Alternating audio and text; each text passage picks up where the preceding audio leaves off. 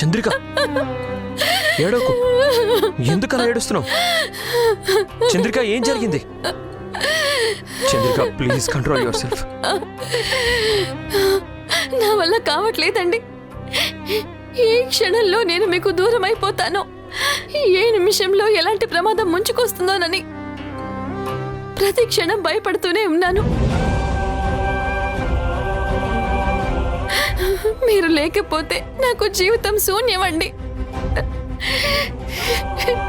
చూడు చంద్రిక, నేను మాత్రం నువ్వు లేకుండా బతుకుతాననుకున్నావా? నువ్వంటే నాకు ప్రేమ లేదనుకున్నావా?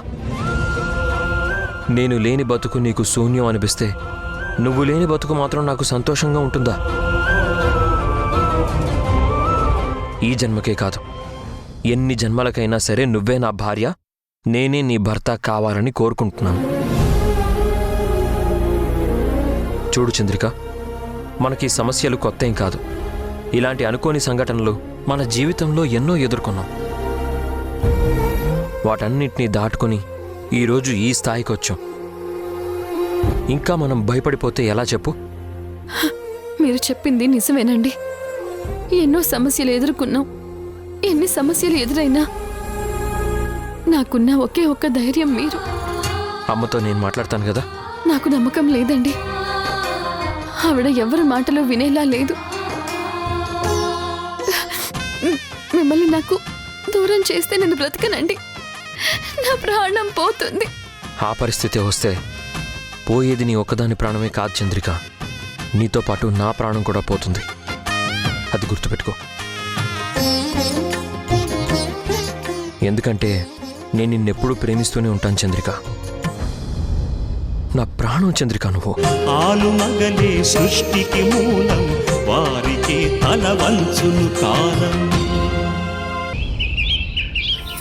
భరత్ కోసం చంద్రిక ఎంత దూరమైనా వెళ్తుంది. ఆ రోజు కోర్టులో మీరే చూశారుగా. భరత్ గారిని కాపాడటం కోసం తను చేయని నేరం తన మీద వేసుకుంది. లక్ష్మి గారిని తనే చంపించాను అని ఆ నేరం తన మీద వేసుకుని భరత్ గారిని కాపాడటానికి ప్రయత్నం చేసింది. అదే రుద్రాణి తన చేతిలో సాక్ష్యం ఉండి కూడా భరత్ ని కాపాడకుండా అతనికి ఉరిశిక్ష వేయించాలని ఆలోచించింది. వాళ్ళిద్దరికి ఎంత తేడా ఉందో మీరే చూడండి ఆంటీ. భరత్ కోసం ప్రాణం పెట్టి చంద్రికని దూరం చేసి భరత్ ప్రాణం పోయినా పర్వాలేదు అనుకునే మొండితనం ఉన్న రుద్రాన్నిచ్చి మీ కోడల్ని చేసుకోవాలనుకుంటున్నారు. అది ఎంత తప్పు ఆలోచించండి. ఈ రోజు మీ మాట నిలబెట్టుకోవటం కోసం మీరు ఆలోచిస్తున్నారు, కానీ రేపు మీ కొడుకు భవిష్యత్తు గురించి మీరు ఆలోచించడం లేదాంటి. అలాంటి రుద్రాన్ని తీసుకొచ్చి మీ కోడల్ని చేసుకుంటే మీరు మీ కొడుకు జీవితాన్ని మీ చేతిలా నాశనం చేసినట్టు అవుతుంది. ఈ రోజు మాట తప్పితే మీరు కేవలం మాట తప్పిన మనిషిగా మిగిలిపోతారు. కానీ పెళ్లి కనుక చేస్తే మీ కొడుకు కోడలు దృష్టిలో జీవితం అంతా దుర్మార్గురాలిగా మారిపోతారా ఆంటీ? ఆలోచించుకోండి. లేదమ్మా, లేదు. నువ్వన్నట్టు రుద్రానికి వాడికి పెళ్లి జరగకూడదు. వాడి జీవితంలోకి రుద్రాన్ని వచ్చింది అంటే వాడికి నరకం చూపించేస్తుంది. నేను ఓడిపోయినా పర్వాలేదు, మాట తప్పినా పర్వాలేదు, నా కొడుకుని కోడల్ని మాత్రం విడదీయను.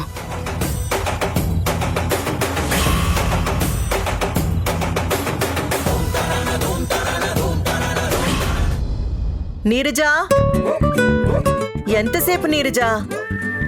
తొందరగా తీసుకొనిరా నీరజా.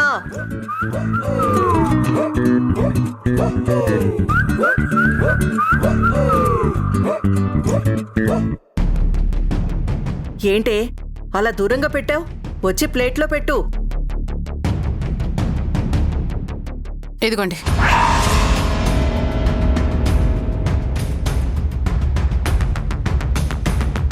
ఏమైందే?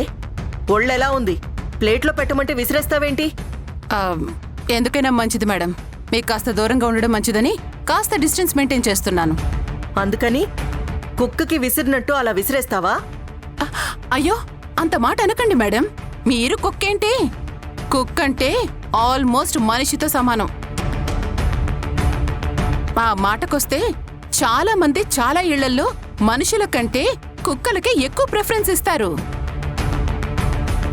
మిమ్మల్ని వాటితో పోల్చడం అంత బాగుంటుంది మేడం. ఒసేయ్ రుద్రాణి, అత్తయ్య మీరా రండి రండి కూర్చోండి. అత్తయ్య నేనే మీ దగ్గరకొచ్చి థ్యాంక్స్ చెప్పాలనుకున్నాను. దేనికి?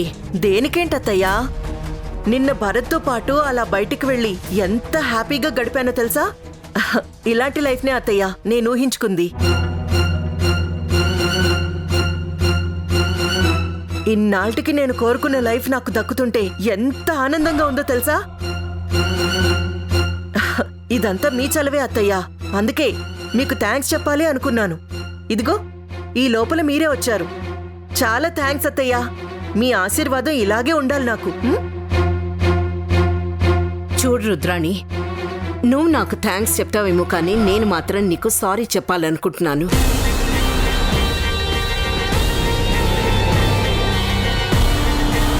అదేంటత్తయ్యా, నాకు సారీ చెప్పడం దేనికి? నేను నీకిచ్చిన మాట నిలబెట్టుకోలేకపోతున్నాను. I'm very sorry.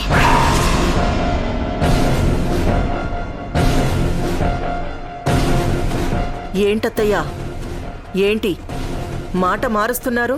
చూడమ్మా, నా మాటలు నీ కోపం తెప్పించొచ్చు కానీ నేనేమీ చేయలేని పరిస్థితిలో ఉన్నాను. నా కొడుకు కోడల ఆనందం నాకు ముఖ్యం. నీకిచ్చిన మాట కోసం ఇప్పుడు వాళ్ళిద్దరిని విడదీసి ఆ పాపాన్ని నేను మూట కట్టుకోలేను. అంటే అంటే నాకిచ్చిన మాట తప్పుతారా? అవును, నాకంతకంటే వేరే మార్గం లేదు. నా జీవితంలో మొట్టమొదటిసారి ఇచ్చిన మాట తప్పాల్సిన పరిస్థితి వచ్చింది. దీనికి నువ్వు నన్ను తిట్టుకున్నా, ఆఖరికి కొట్టినా సరే నేనేం పెద్ద ఫీల్ అవ్వను. ఎందుకంటే తెలిసి తెలిసి ఒక పెద్ద పాపం చేయలేను. అంటే మీ అవసరం తీరిపోయిందని ఈ రోజు నాకు అన్యాయం చేయాలని చూస్తున్నారా? ఏంటమ్మా అన్యాయం? ఒక చక్కని జంటని విడిదేయాలనుకోవటం అన్యాయం. ప్రశాంతమైన వాళ్ళ జీవితాల్లో ఒక తుఫాను సృష్టించాలి అనుకోవడం అన్యాయం.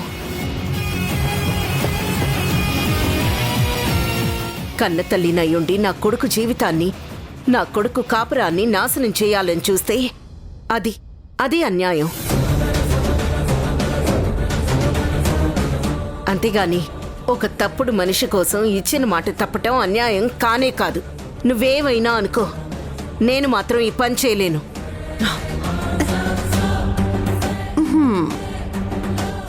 ఏంటి మేడం అలా ఆగిపోయారు? నేనైతే మరీ ఫ్రీగా దొరికాను కదా, ఎగబడి కొట్టేవాళ్ళు. మరి ఇప్పుడేం చేస్తారు? చూసారా మేడం, పొట్టోణ్ణి పొడుగోడు కొడితే పొడుగోడిని పోచమ్మ కొట్టుద్ది అనే సామెత ఉంది. మీరు నన్ను కొట్టారు, మిమ్మల్ని మీనాక్షి గారు చావు దెబ్బ కొట్టారు. బాగుందా మేడం?